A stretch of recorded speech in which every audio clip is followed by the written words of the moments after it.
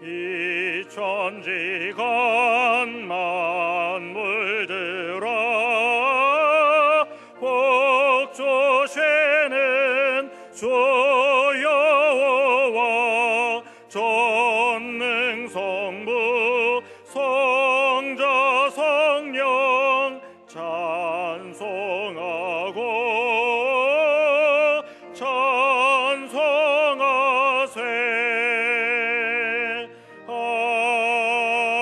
아멘.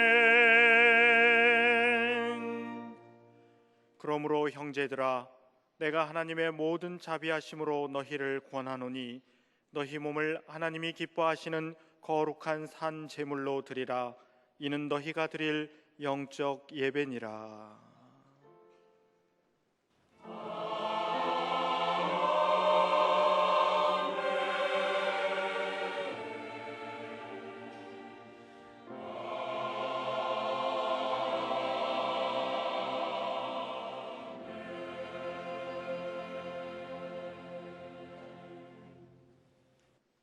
이 시간 하나님께서 우리에게 주시는 구약의 말씀은 전도서 11장 1절입니다. 제가 가진 성경으로는 959쪽입니다. 전도서 11장 1절 말씀입니다. 너는 내 떡을 물 위에 던져라. 여러 날 후에 도로 찾으리라. 아멘.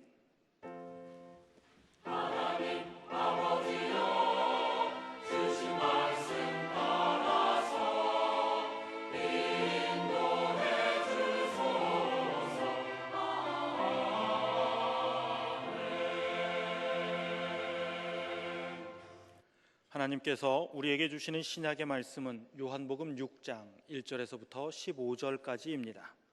제가 가진 성경으로는 152쪽입니다. 요한복음 6장 1절에서부터 15절까지 말씀입니다. 그 후에 예수께서 디베레아의 갈릴리 바다 건너편으로 가시매 큰 무리가 따르니 이는 병자들에게 행하시는 표적을 보았음이러라. 예수께서 산에 오르사 제자들과 함께 거기 앉으시니 마침 유대인의 명절인 유월절이 가까운지라. 예수께서 눈을 들어 큰 무리가 자기에게로 오는 것을 보시고 빌립에게 이르되 우리가 어디서 떡을 사서 이 사람들을 먹이겠느냐 하시니, 이렇게 말씀하심은 친히 어떻게 하실지를 아시고 빌립을 시험하고자 하심이라. 빌립이 대답하되 각 사람으로 조금씩 받게 할지라도 200데나리온의 떡이 부족하리이다. 제자 중 하나 곧 시몬 베드로의 형제 안드레가 예수께 여짜오되 여기 한 아이가 있어 보리떡 5개와 물고기 2마리를 가지고 있나이다. 그러나 그것이 이 많은 사람에게 얼마나 되겠사옵나이까. 예수께서 이르시되 이 사람들로 앉게 하라 하시니 그곳에 잔디가 많은지라. 사람들이 앉으니 수가 5,000명쯤 되더라. 예수께서 떡을 가져 축사하신 후에 앉아있는 자들에게 나누어 주시고 물고기도 그렇게 그들의 원대로 주시니라. 그들이 배부른 후에 예수께서 제자들에게 이르시되 남은 조각을 거두어 버리는 것이 없게 하라 하시므로 이에 거두니 보리떡 5개로 먹고 남은 조각이 12바구니에 찼더라. 그 사람들이 예수께서 행하신 이 표적을 보고 말하되 이는 참으로 세상에 오실 그 선지자라 하더라. 그러므로 예수께서 그들이 와서 자기를 억지로 붙들어 임금으로 삼으려는 줄 아시고 다시 혼자 산으로 떠나가시니라. 아멘. 오늘의 신약 본문 말씀 내용은 그리스도인으로서는 모르는 사람이 없을 만큼 유명한 것이고 사복음서에 모두 기록된 유일한 일입니다. 오늘은 그 내용을 꼼꼼히 살펴보며 은혜 받고자 합니다. 이 일은 갈릴리 호수 동편 마을에서 좀 떨어져 있는 베세다 광야에서 있었던 일입니다. 예수께서 가시는 곳이면 어디나 많은 사람이 모여들었고 따랐습니다. 여기서는 2절에 큰 무리가 따르니 이는 병자들에게 행하시는 표적을 보았음이로라. 그래서 예수님을 찾았고 모였고 따라온 사람들. 5절과 6절을 보시면 예수께서 눈을 들어 큰 무리가 자기에게로 오는 것을 보시고 빌립에게 이르시되 우리가 어디서 떡을 사서 이 사람들을 먹이겠느냐 하시니, 이렇게 말씀하시면 친히 어떻게 하실지를 아시고 빌립을 시험코자 하심이라. 마침 예수님 가까이에 있던 제자 빌립의 생각을 떠보셨습니다. 계산 빠른 빌립의 대답이 나왔습니다. 7절에 빌립이 대답하되 각 사람으로 조금씩 받게 할지라도 200데나리온의 떡이 부족하리이다. 아마도 우리 주님께서는 주님은 하실 수 있습니다. 주께는 방법이 있습니다. 이런 대답을 기대하셨을 겁니다. 그러나 대답은 계산이었습니다. 이때 8절과 9절에 제자 중 하나 곧 시몬 베드로의 형제 안드레가 예수께 여짜오되 여기 한 아이가 있어 보리떡 5개와 물고기 2마리를 가지고 있나이다. 그러나 그것이 이 많은 사람에게 얼마나 되겠사옵나이까. 그리고 10절과 11절에 예수께서 이르시되 이 사람들로 앉게 하라 하시니 그곳에 잔디가 많은지라 사람들이 앉으니 수가 5,000명쯤 되더라. 예수께서 떡을 가져 축사하신 후에 앉아있는 자들에게 나누어 주시고 물고기도 그렇게 그들의 원대로 주시니라. 여기서 몇 가지 짚어보아야 할 대목이 있습니다. 먼저 이 어린이는 비록 고급스러운 도시락은 아니었지만 자기는 굴물 각오로 주님께 바쳤습니다. 어린이는 허기를 못 견디지요. 그런데 이 어린이가 자기는 굴물 각오로 주님께 바쳤다는 것은 결단코 쉬운 일이 아닙니다. 진리를 말씀하시고 여러 역사를 행하시는 주님이 시장하시면 안 되겠다는 생각, 주님을 아끼고 보호하려는 갸륵한 마음이 있었던 겁니다. 주님에 대한 이런 사랑, 자세가 요구되는 세상입니다. 그리스도인이라고 하면서 달라고만 졸라대며 기도하는 데 익숙했지 자기 희생으로 주님을 섬기고 사랑하고 아끼고 보호하려는 마음이 얼마나 빈약했습니까? 나를 위해 죽어주시고 나를 위해 살아주셨다고 고백하는 나는 과연 어떻게 하고 있습니까? 생명을 영생을 주시고 때를 따라 도우시는 은혜를 얼마나 크게 입고 살면서도 나는 주님께 잘하고 있습니까? 그리고 이 어린이는 자기 도시락을 주님께 드림으로 자기는 굶었습니까? 굶을 각오로 바쳤는데 자기는 굶었습니까? 아닙니다.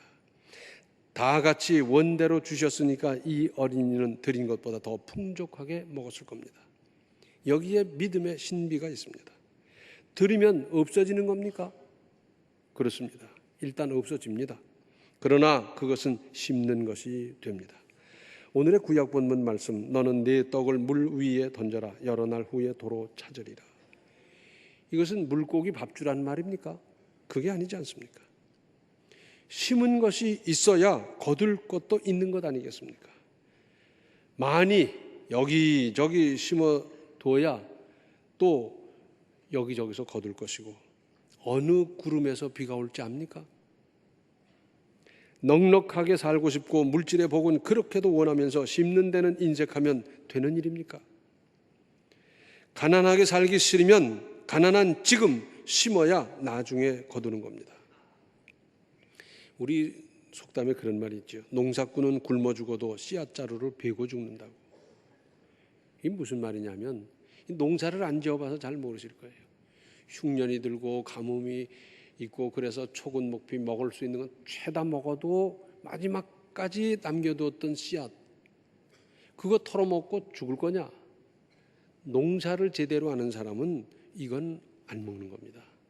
그래서 씨앗 자루를 베고 죽을 망정 그건 안 먹는 거예요. 왜? 내가 죽은 다음이라도 비가 오고 날씨가 좋아지고 계절이 되면 그때 그것을 심어서 다른 사람이 먹어야 되기 때문에 그건 안 먹는 거예요. 심어야 먹으니까.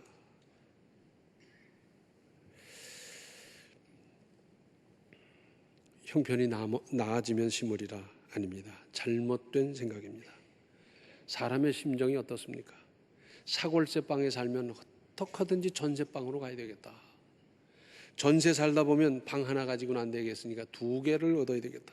그래서 저축하고 무슨 적금 들고 아끼고 별거 다 하잖아요. 방 2개짜리 전세 살았더니 안 되겠다. 그래도 독채는 살아야 되겠다. 그걸 위해서 힘쓰고 모으고 그러고요. 아니지, 내 집 한 칸은 있어야지. 집 마련하느라고 애쓰고. 집 마련하고 나면 그 다음엔 차도 있어야 되고 뭐도 있어야 되고 한도 끝도 없는데 언제 심겠습니까? 지금 심으십시오. 어려울 때 심어야 어려울 때 거둘 수 있습니다. 원하는 바로 그것을 심어야 나중에 그것을 거두지 않겠습니까? 콩 심은 데 콩나무, 팥 심은 데 팥 나는 거니까.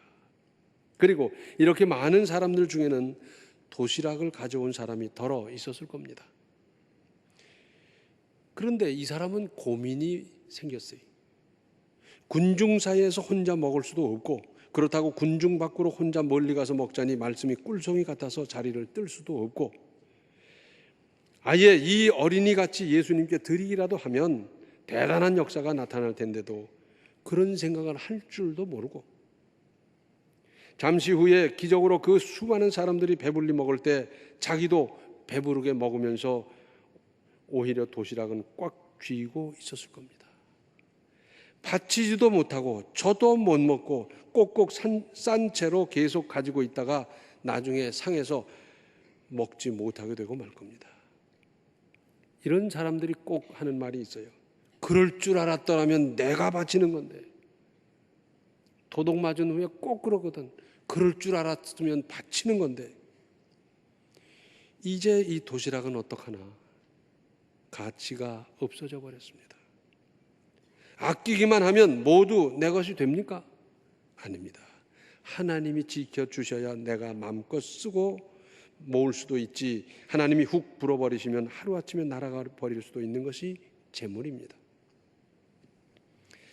어떤 집사님이 적수공권, 그러니까 맨주먹으로 죽어라 고생하면서 자수성가를 했더랍니다.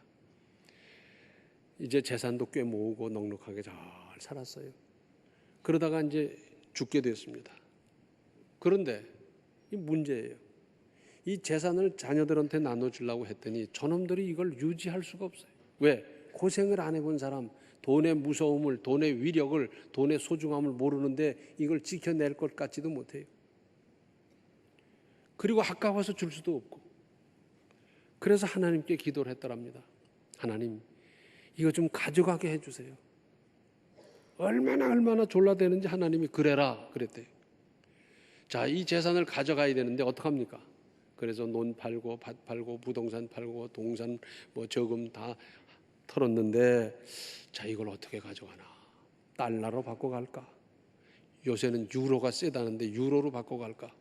하다가 아니다, 금이 제일 안전하다. 그래서 금괴를 만들었어요. 보셨죠? 집에 있는지 없는지 모르지만 텔레비에서 봤잖아요. 금괴.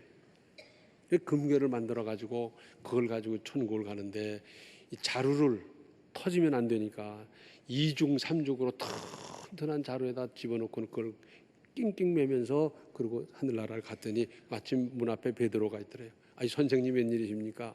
했더니 오늘은 내가 당번이다 그러더래요. 넌 뭘 가지고 왔니? 그래서 열어보니까 금덩어리가 잔뜩 있는데 하는 말이, 웬 보도블록은 이렇게 가지고 왔냐 그러더래요. 하늘나라는 황금길이니까.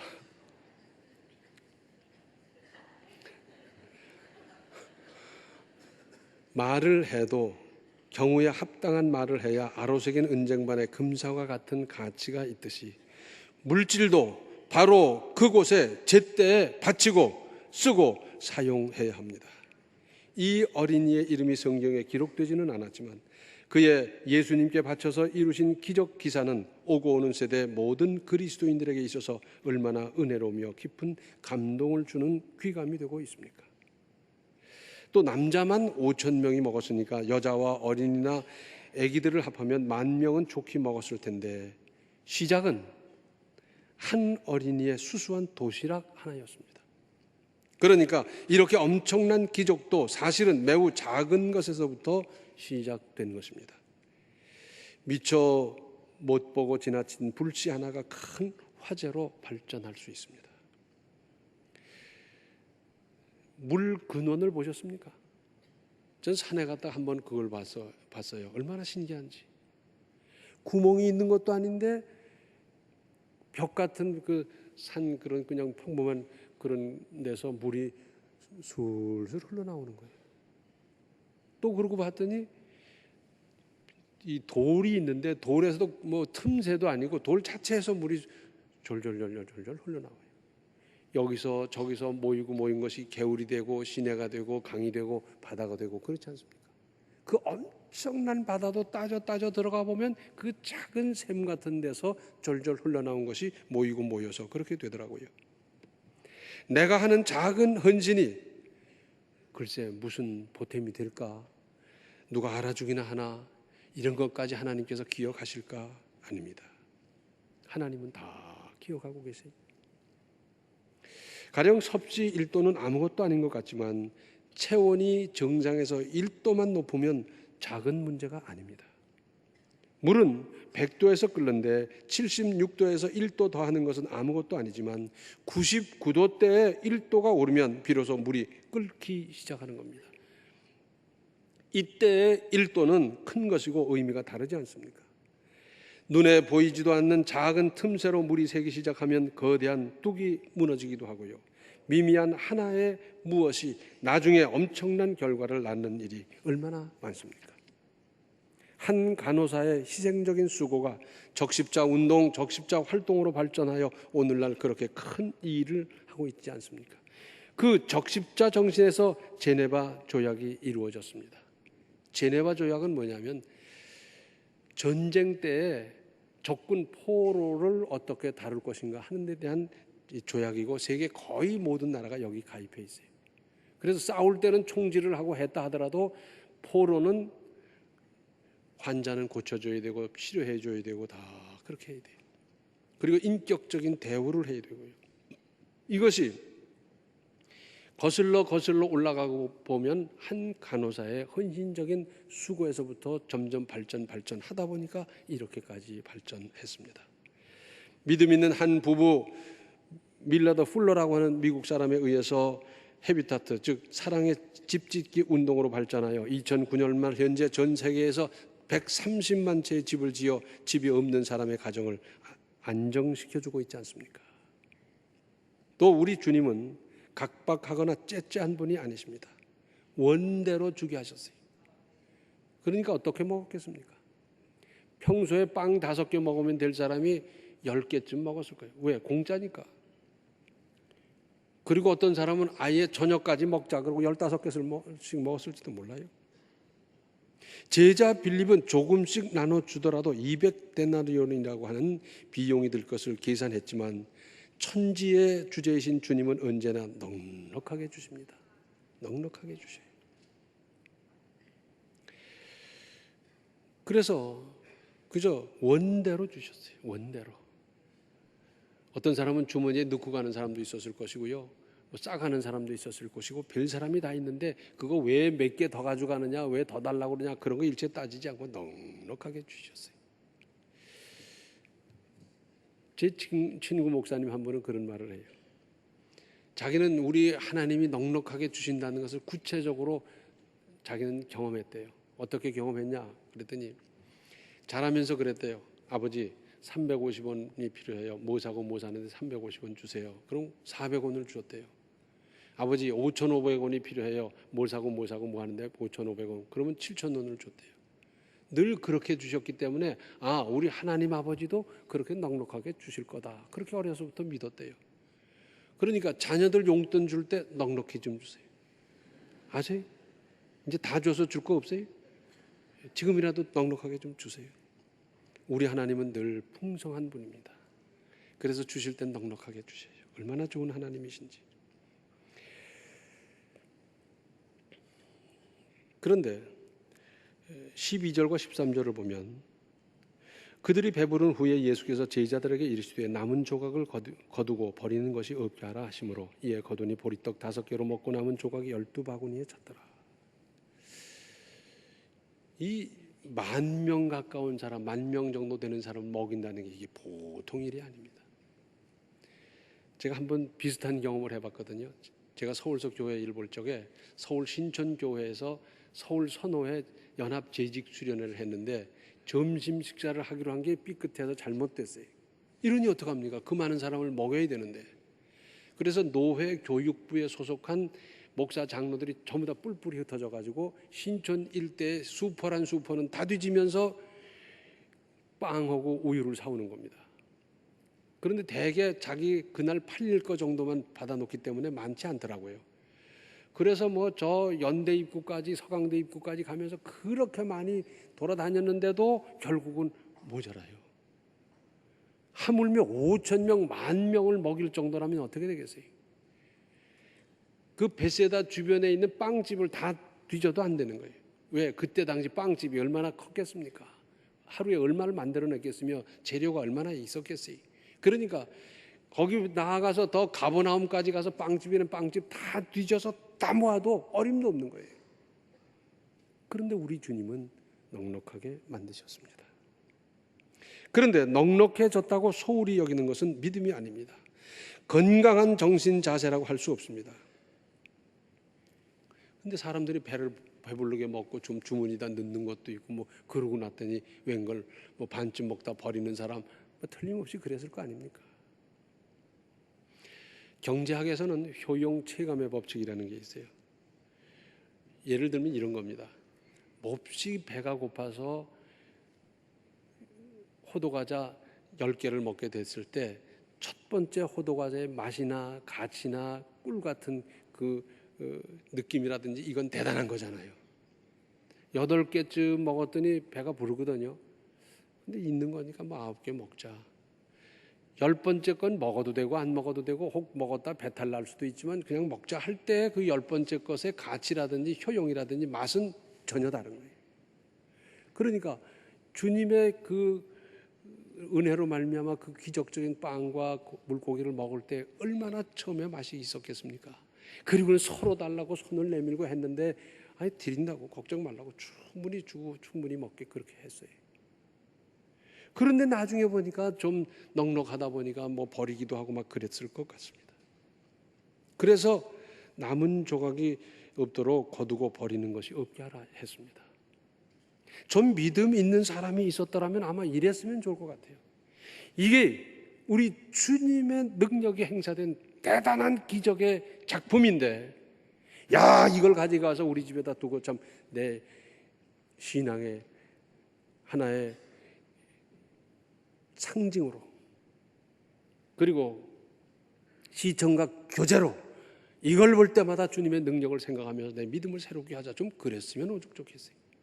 그리고 이것이 만약에 지금 남아있다면 자기 집에 가보가 아니지요.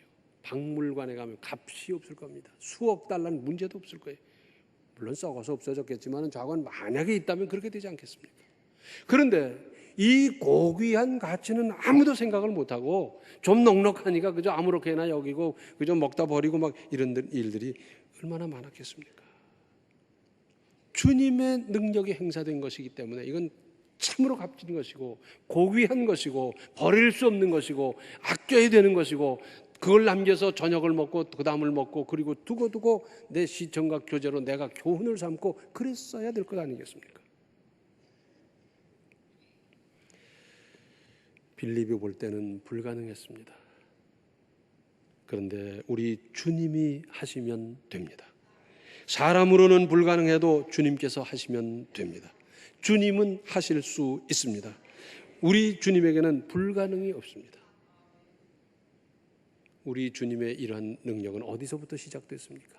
어린이의 도시락으로부터 시작했는데 이 역사를 그때 있었던 어떤 사건으로 일로만 치부하는 것이 아니라 내가 이루고 내가 시작이 되고 나로 말미암아 많은 사람에게 이 역사, 이 은혜가 끼쳐지는 이 시작을 이제부터 이루어 나가시기를 바랍니다. 기도하시겠습니다. 은혜로우신 아버지 하나님, 믿음이 있노라고 하면서 사실은 어린이의 도시락을 바치는 이 믿음만큼도 못했던 저희들을 용서하여 주시옵소서. 심지도 않은 데서 거두려고 저희들이 엉터리 같은 생각을 했던 것을 용서하여 주시옵소서. 이제부터 저희들은 때를 얻든지 못 얻든지 열심히 믿음으로 심고 나중에 거두는 큰 은혜 속에 기쁨과 감사로 살아가는 인생을 이제부터 건설해 갈 수 있도록 주여 도와 주시옵소서. 예수님의 이름 받들어 간절히 기도하옵나이다. 아멘. 원하는 바로 그것을 심어서 나중에 많이 거두는 기쁨으로 사십시오. 지금은 생명의 주 예수 그리스도의 은혜와 하나님 우리 아버지의 극진하신 사랑과 성령의 감화, 감동, 충만, 교통하심이 벳세다 어린이로 말미암아 일어난 그 역사를 이루며 누리며 살기를 작정하는 모든 성도들 머리 위에 이제로부터 영원토록 함께 계시기를 간절히 축원하옵나이다. 아멘.